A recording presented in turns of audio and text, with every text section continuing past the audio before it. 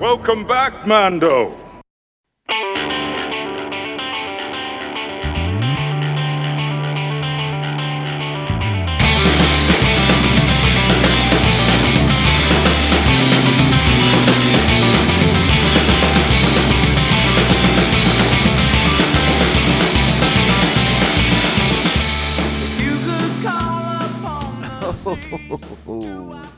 Greetings, bucketheads. Mayvar Tagar. Welcome to the Mandovision podcast. I am your host, Nargai Tom, and we are here for a very special bonus episode of the podcast. As promised, I will now deliver. And we are doing this much later at night than was originally part of the plan. Things changed. Things got a little out of sorts. I swear to God, friends, if it wasn't for bad luck, I'd have no luck at all.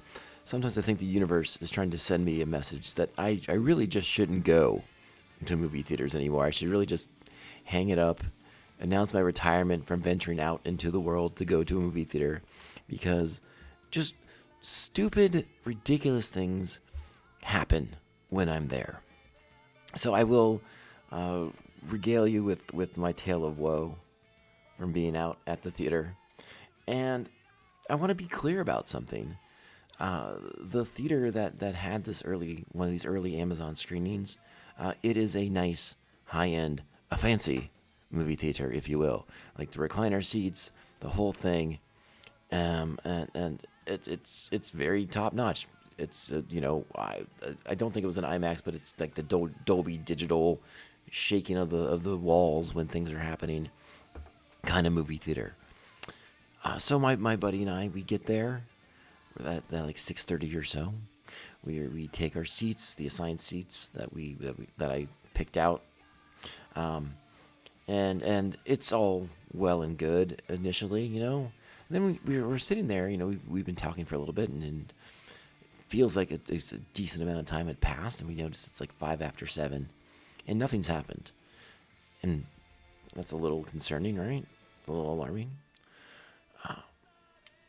Shortly after that, they come into the theater. The employees of the cinema, come in and they address us, and they inform us there's been technical difficulties. There's the file that the movie is inhabiting is corrupted, and they're having trouble rebooting the system and re-downloading the film, or whatever the heck it is, whatever the process is now for all these digital flicks. And they're like, we're pretty confident we can get it back. It's just going to take a little bit of time. We think it'll be up and running by 8:00.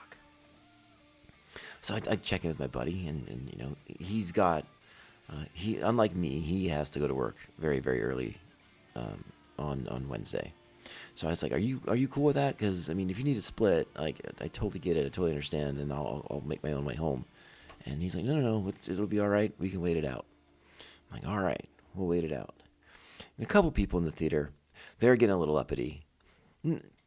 Not a very small number of people are getting a little uppity about it. They're super annoyed. Like, this should have been worked out hours ago. How could you guys not know this wasn't working? That kind of thing. And the theater is making very kind gestures to us for the inconvenience. We're getting movie passes, and we're getting vouchers for free popcorn and candy and all kinds of stuff, as like their way of saying, like, "Gosh, we're really sorry about this." And my buddy and I were cool about it. Like, we work in a retail environment. We deal with the public. We know that things happen sometimes that are out of our control, and you just have to do the best you can with it.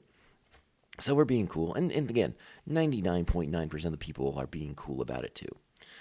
So we sit there and we kind of keep chatting, and we come up with various conversations. We try to like rank some Tarantino movies and do all kinds of stuff like that to kill some time.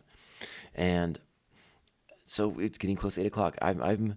I'm doing my normal thing, which is I'm taking a lot of breaks to go out and stretch my legs and go to the bathroom a couple more times, because when this movie starts, I do not want to have bladder issues. All right, I want to make sure I'm clean, because he and I ate at the Shake Shack beforehand, and I did pound a soda. So this gave me more opportunity to make sure that I'm running on empty for the flick.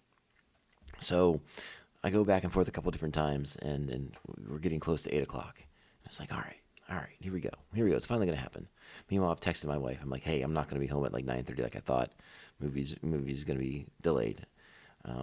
Now again, like they were confident that they could get the movie to work. They weren't guaranteeing anything.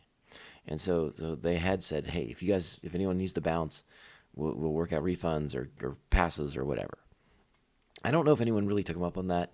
It was hard to tell. A lot of people were still kind of coming and going into the theater as at that point. So I don't know if anyone took them up on that. But 8 o'clock rolls around, and they come in again. And they're like, guys, we're in the middle of getting the movie. It's taking a little bit longer than we expected. But I really think that by 8:20, 8:25, we're going to have this thing going. And we're just going to hit play on it. No previews, no commercials, none of that stuff. It's just going to be the movie. Like as soon as like we're ready, we're just going to start the sucker, all right? And I'm like, okay, cool. Meanwhile, I'm starting to notice something else is happening in the theater as well. It wasn't alarming at first, but it got to be alarming later on into the evening. It was getting kind of warm in there, getting kind of stuffy. I've never had that experience in a movie theater where it was just hot and steamy, and it only intensified. But again, at this point of the night, I'm just like, oh, it's a little warm in here. Maybe they kick the air conditioner on once the film starts. Well, 8:25 rolls around, the film starts. We go right into it. No commercials, no previews, nothing. Just the new DC logo pops up on the screen. Golden Age Superman busting through some chains. Great stuff. I'm already like, all right, here we go. The lights come down. And in the back of my head, I'm thinking, again, I'm sure that air conditioner's going to kick on at some point too. Well, fast forward to about halfway through the movie, and my buddy and I are looking over each other's like to make sure that we're not the only ones sweating, like that we're not having some sort of medical episode. I nudge him. I was like, "Hey, are you really hot too?" He's like, "Yeah." He's like, "I was actually thinking it was just me." I was like, "No, it's me too. Like they have not turned on the air conditioner. Like this is a disaster." But also in the back of my mind, I'm like, "Wait a second. They had all these tech issues. Maybe they can't turn on the air conditioner because it'll short circuit the thing again, and then we won't watch the movie." And I was like, well, I'm not going to rock that boat. So I will just sit here and sweat. So I did. I sat in that movie theater, and I sweated really badly. And to top that off, some of you may know, if you know me in the real world, and maybe I've talked a little bit about it in previous podcast episodes, I have some concerns being around the general public. Movie theaters are something that it took me a very, very long time to get comfortable going back to after all the shutdowns and stuff like that. And I have developed a more sensitivity to people who are coughing and sneezing around me and stuff like that. Because again, it's not necessarily like specifically COVID related, but like I don't like being sick, so I don't want to be around sick people. My time is very important to me, and if I'm laid up at home in bed or something like that, I'm very unhappy. I am a terrible sick person, so I do my best to make sure that I don't get sick. But you roll the dice when you go to a movie theater, right? I'm not paranoid enough to mask up in movie theaters, but I was sitting next to Batman's newest villain, the Sniffler. This guy just so much snot and mucus in his nose. I mean, he's sniffing all the time. It's every time he takes a breath in, he's sniffling, and then he begins sneezing with regular precision. And I'm just like, oh my God, you got to be kidding me with this guy. And my buddy, he's sort of wired the same way I am too, so he's noticing this as well. We had a big discussion about it after we left the theater. I was like, I can't believe this guy. Like, he wouldn't even get like a paper towel or a napkin to blow his freaking nose. Like, he just sat there sniffling all the time. I don't have a mucus problem right now, so you can't get the full effect of it into the microphone. But like, trust me, it was obnoxious. Anyways, my problems with the general public aside, that was sort of like the challenges of my evening in a nutshell. Now we'll get to the actual good stuff here, which is the movie itself. Because yes, the movie came on. Yes, it was about an hour and a half behind schedule, but we got there. We got the movie started. And so that's what I'm going to talk to you guys about right now. But we have to do something really important first, and you know what that is. It's time. Strap on your buckets, and let's go. Get out of here. We'll hold them off. You're going to have to relocate the covert. This is the way. This is the way. So as I mentioned a few episodes ago, when I sort of teased this bonus episode would be coming out, I mentioned how the 77 Christopher Reeve Superman was a really, really big part of my childhood. Watching that on, my guess is it was on ABC on like Sunday nights, and they would be like, from 8 o'clock to 11 o'clock, and our parents would let us stay up late for it because it was, Superman, for God's sake, and it was awesome. And we'd get excited every year to watch Superman when it would be on television. It would be great. And then they did the sequels, and we get to watch the sequels on TV. Because we didn't have I don't think we got a VHS in the house until like 88. So watching these things regularly was challenging for the first bunch of years. So Superman became like an event, just like when Star Wars would come on. It was an event, and it was something that, like, my brother and I, we took it very, very seriously. Like, it was exciting, it was inspiring, it was all the things. Like I said, Star Wars, Superman, those things were just very, like, hand in hand, like, massive influences on my childhood. And when I would grow up and become more of a comic book reader, so I of course I gravitated towards Superman. I wanted to check out Superman comics, and when I was getting into comic books, it was right at the time of the death of Superman. They were killing Superman in the comics as I was just kind of getting started, building a comic collection and reading Superman comic books. So that was kind of an interesting time to be getting into Superman comics. Fast forward, I've read Superman comics for a long time, and I like them very much. I never quite became as in love with the Superman comic books as I did with, like, Batman and Flash and Green Lanterns and that stuff from the DC side of things. But I always liked the character. That character always had a special place in my heart from the Christopher Reeve films. And if you want, I do have Superman comic book recommendations. The All-Star Superman by Grant Morrison and Frank Quietly jumps out at me. Superman for All Seasons by Tim Loeb and Jeff Loeb and Tim Sale. Excuse me. Two of my favorite Superman stories of all time. They're spectacular. You can get them very easily at your local comic book store or whatnot. So don't get me wrong. While I didn't connect with the main Superman titles after a certain amount of time, like, there's always been good Superman stories you can find. And I've always had a big softy spot for that character.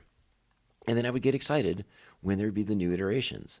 The Superman Returns, the now much maligned Bryan Singer directed film that was very much an ode to the Richard Donner Superman movies of my childhood, and Brandon Routh as Superman. And guess what? Not a good movie, but I like Brandon Routh as Superman. I had no problem with him as Superman whatsoever. Had a lot of problem with the choices they made in that film. Had a lot of problems with some of the other stuff they did with the characters and the action in that movie. And I think I've maybe watched that movie 3 times in my entire life, because I watched it in theaters, and I was like, I thought I was excited about it after the first screening, after my midnight showing, and I wasn't. And then I watched 2 viewings on DVD confirmed that. And then we got the next iteration of Superman would come, and it was Henry Cavill, and Henry Cavill looks great in the suit, and Henry Cavill is I think a very good Superman, but Man of Steel has its problems. Batman vs Superman has its problems. Justice League has its problems. They're flawed films, and I don't think Cavill got the best opportunity to shine in them. But I think he's a good Superman. The Tyler Hoechlin on the TV series, a good Superman. Even though I bailed out of that show after like the 2nd season, not because I didn't like him. So they've always done a really good job picking Superman for these movies and TV shows and things like that. And I think that's really, really important. So going into this movie, that was my number one thing. Like, is this David Cornsweet going to be able to bring the goods? Can he be the Man of Steel? And more importantly, will James Gunn, as the writer-director of this film, be able to bring something new to the table, and a take on the character that we haven't seen yet? Because by and large, Superman is a character that is so much part of the fabric of pop culture. We all know the story. We all know the everything. So what's going to be the fresh take? What's going to be the idea that kind of brings this story together and shows us a new Superman in a new light? And I'm here to tell you, I think they did it. I think they nailed it. I think James Gunn put together a story that shows Superman in a new light as not the godlike, perfect, invincible character that he is, but as a man who is flawed, but he tries his best to do the right thing, to do to be the best he can be. And it's that sort of vulnerability that you get to see in Superman in a way we haven't seen before. David Cornsweet is fantastic as Superman in this movie. He brings the best word I could come up with was he brings this just wonderful kindness to the part that I don't think I've ever seen before. Superman's always a nice guy, but like the kindness that he has, the warmth in his heart for everything going on around him, really sings in this film and really makes it stand out. The whole cast is fantastic. Rachel Brosnahan as Lois Lane is fantastic, and oh my gosh, I'm already blanking on our favorite new Lex Luthor, because this is a Lex Luthor that I think we all need to pay attention to, because I've never seen what they do with Luthor in this movie is gosh darn impressive. And Nicholas Hoult, excuse me, good Lord, I couldn't believe I couldn't think of his name. Nicholas Hoult might be the best cinematic Lex Luthor that we've had.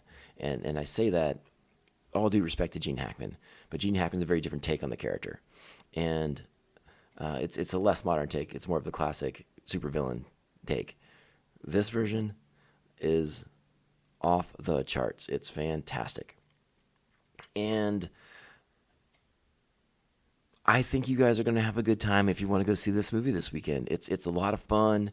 It's a little like off kilter for a Superman movie too. Like, it doesn't take itself too seriously. Like, James Gunn does a great job of keeping things kind of grounded. I mean, and despite the fact that like Superman's a character that doesn't have his feet on the ground too often, like this story is very centered and it's very grounded. It's relatable. You understand who these characters are right away. You are thrown into the mix right away. We don't spend any time with origins and setup stories, and we're not trying to build anything. We are just in Superman's world, Superman's adventure. And it's a good time. Our supporting cast is fantastic. The other heroes that they bring into the film are fantastic. I have a big soft spot for Guy Gardner, so seeing him on the screen was a delight. They bring in Mr. Terrific, they bring in Hawkgirl, and they're all solid takes on the characters. We get Metamorpho in this movie. It's fantastic. This is all stuff you've seen in the trailers. I'm not saying anything you haven't seen in trailers, because we will not spoil anything in this movie. Everything that I'm talking about was in the trailers. So I guess if you haven't seen the trailers, then maybe I'm ruining it for you then. But it's a good time. It's a cohesive film. If there's one knock on the film that I have, and it's not even a knock, it's just kind of an observation that maybe I will probably walk away from after I've screened the flick a couple more times. But there's a lot going on in this movie.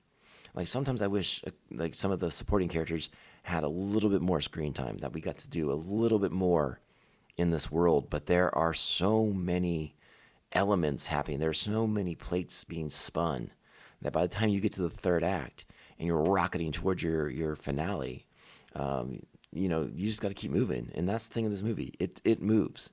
It moves really quick. It's 2 hours, 9 minutes, and it's a fast 2:09. It really, really is. Everything's really, really quick. if I had another sort of nitpick, it's that the trailers may have shown us too much. They may have shown us too much. Now, most importantly, is that what we saw in the trailers, I think most of us have contextualized incorrectly based off what those trailers showed and what they did not show, or what they showed and sort of what was implied.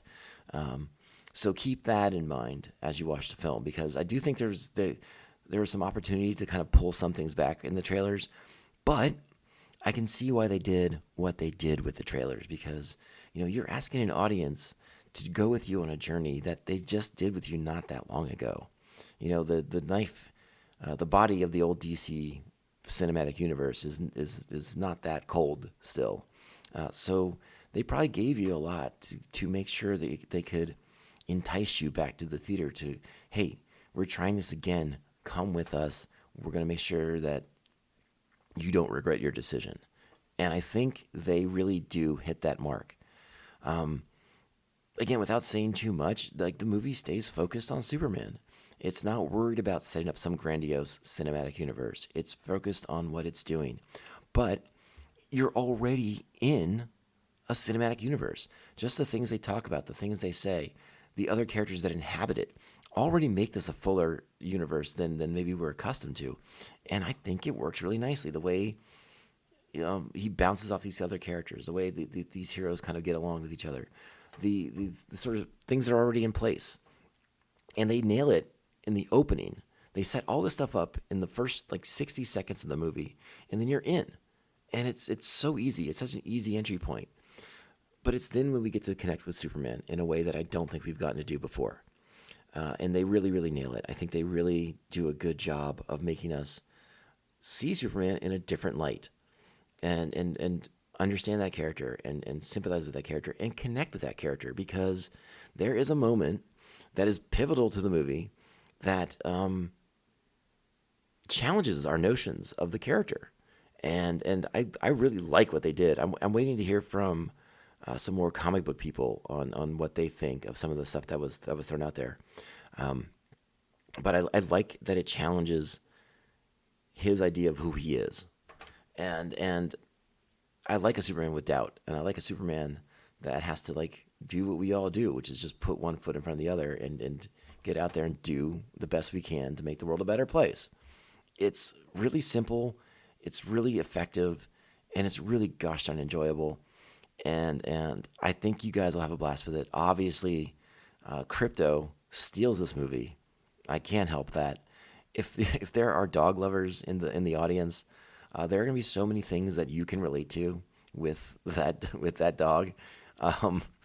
Every time Crypto goes on screen, I'm laughing, I'm smiling. There's just so much there that I understand, and it's brilliant. I don't know how cat people will feel about that. They might be lashing out. They might be upset. They want representation. Well, I don't know if Superman ever had a superpowered cat. I'm sure at some point in the Golden Age he probably did.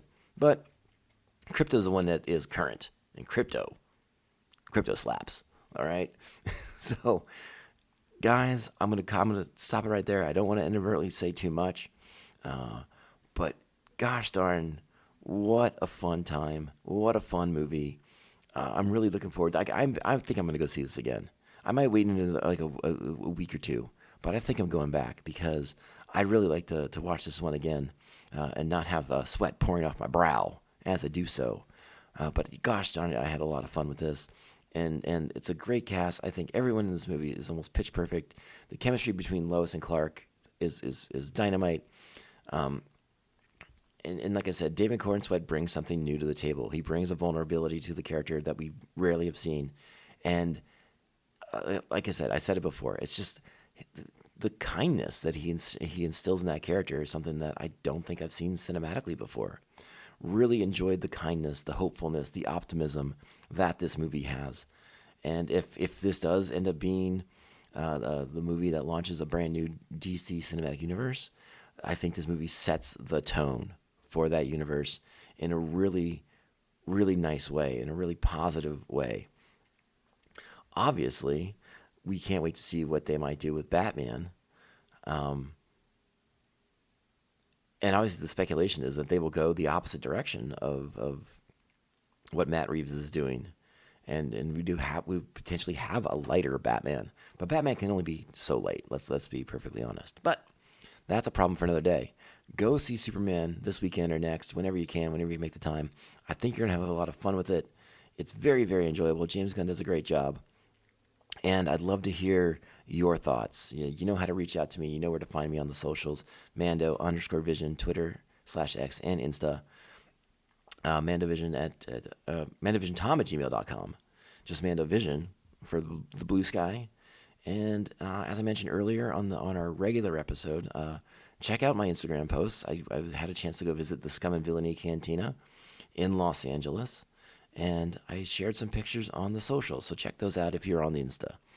All right, friends, we'll be back next week. Gosh, this went longer than I thought, but I also wasn't planning on having the whole preamble of my theater-going experience. But hey, no secrets on this podcast. So let's get out of here. Go be great Star Wars fans. And you know what? Maybe for a couple hours, go be great Superman fans as well. Check out this version of Soups. I think you're going to be super stoked. The big boy Blue Scout is back in action and better than ever. All right, we'll be back next week with more Star Wars. Back on schedule, back on track. But remember, in the meantime, this podcast can only end one way. This is the way. This is the way. This is the way. This is the way. General, would you care to step outside? Superman! Superman, thank God. I mean, get him! Come to me, son of Jor-El! Kneel before Zod!